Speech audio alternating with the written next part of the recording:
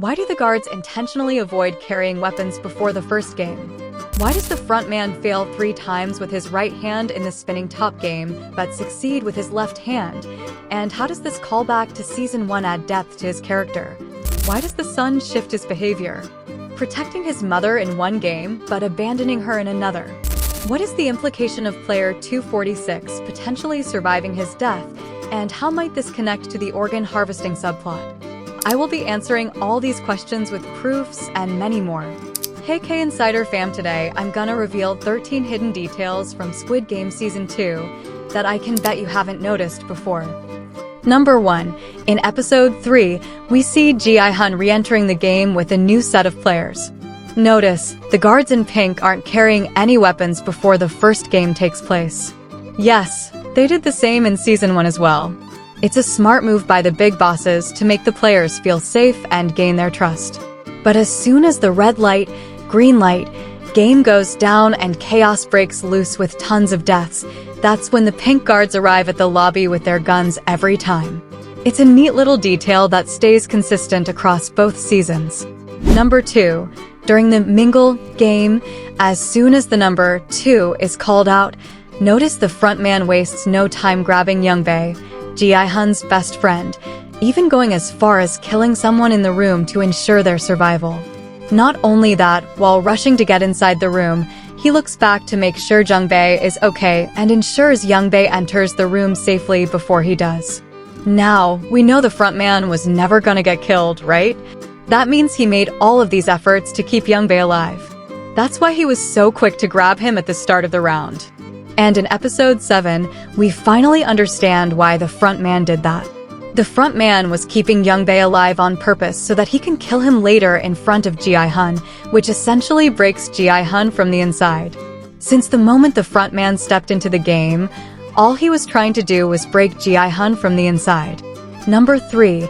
When the manager reveals that players can vote to leave the game after each round, Ji-hun asks for reconfirmation and immediately looks at the CCTV camera behind him. 한 게임만 하고 나가도 상금을 받을 수 있다는 말인가요?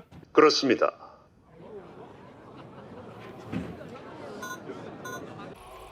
What's fascinating to me is that the frontman was already keeping an eye on Ji-hun through that exact camera.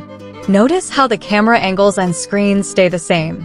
It's clear the frontman was precisely looking at Ji-hun the entire time.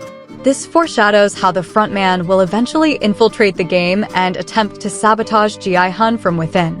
Number 4. When Junho tells Captain Park that they have a tracker planted on Ji-hun, helping them locate the island, notice as soon as Captain Park hears it, he immediately looks down and starts rotating a button. This can only mean one thing. He's sending a signal to the frontman. The fact that Captain Park rescued Junho, and despite 2 years of searching, they still haven't found that island, says a lot. How big do you think the Koreans see is that they can't spot an uncharted island in 2 years? The truth is, Park has been deliberately sending Junho off course the whole time. And notice when Junho says he will give up searching for the island, Captain Park gets worried for a second. 그래서 이제 그만하려고요.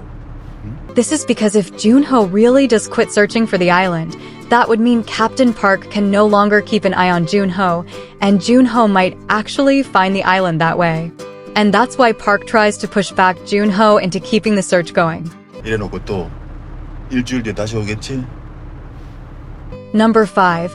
Season 2 gives us a much closer look at the pink guards, unlike Season 1 where their masks kept them completely mysterious.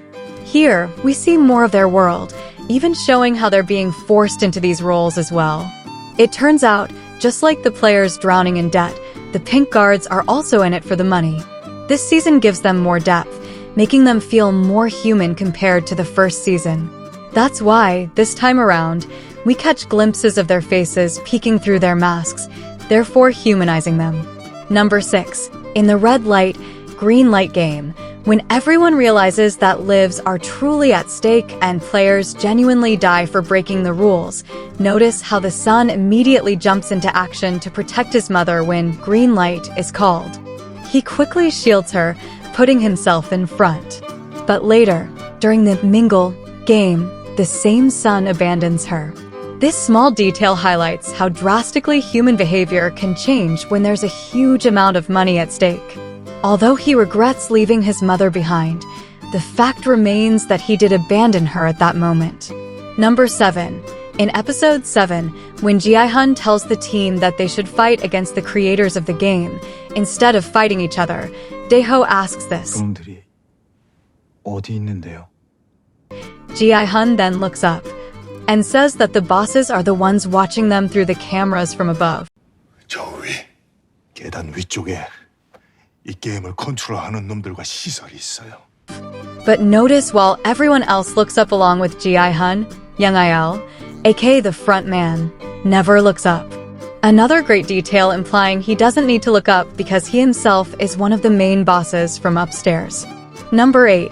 During the spinning top game, the front man fails 3 consecutive times, and then on the 4th attempt he succeeds. Now notice during the first 3 attempts, he tried it with his right hand.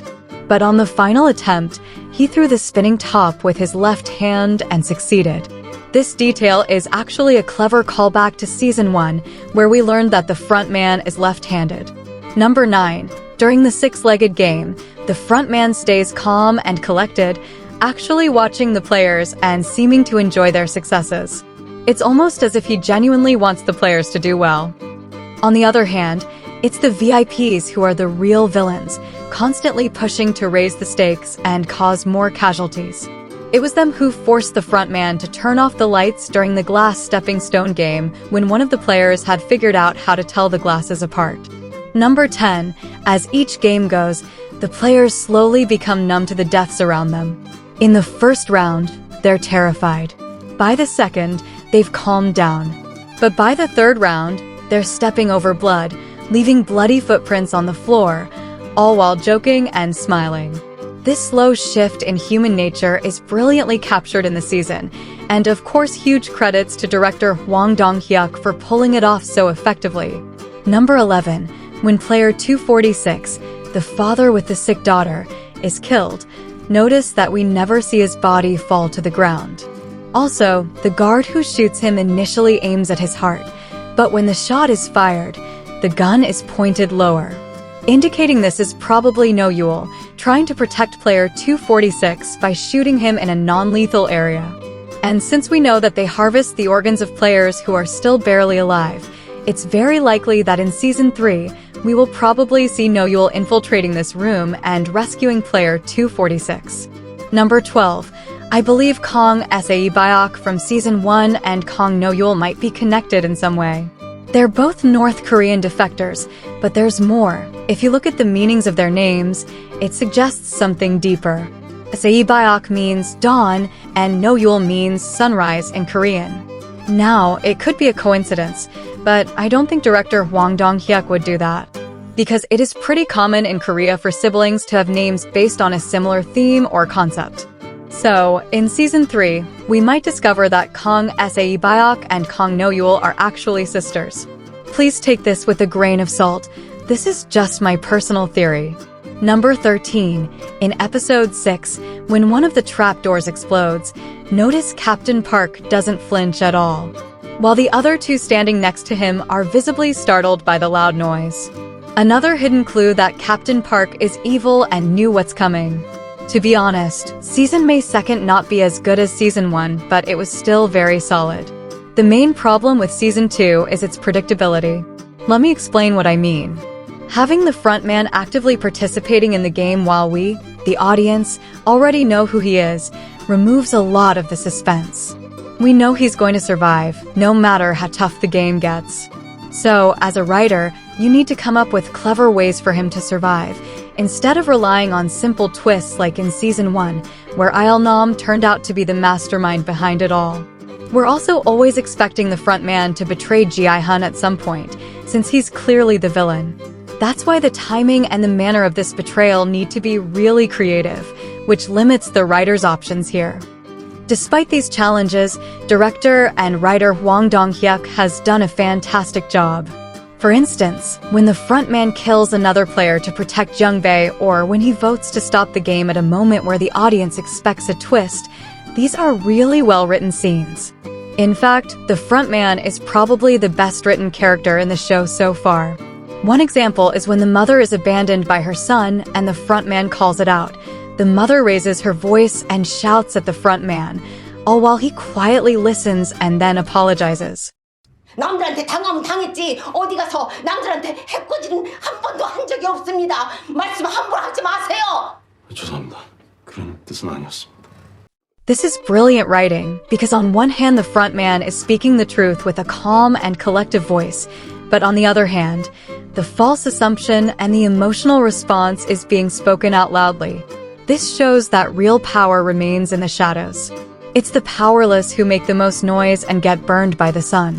The frontman really showed Ji-hun this season that perhaps the main villain in the story is people's very own greed. He literally changed the rules of the game, giving players multiple opportunities to leave the game, and yet they somehow end up staying. This was the lesson frontman wanted to teach Ji-hun. Now only time will tell whether Ji-hun will win this bet against the frontman, just like he did against Ilnam. And with that, I'm Miss K. I'll see my K Insider fam in the next one.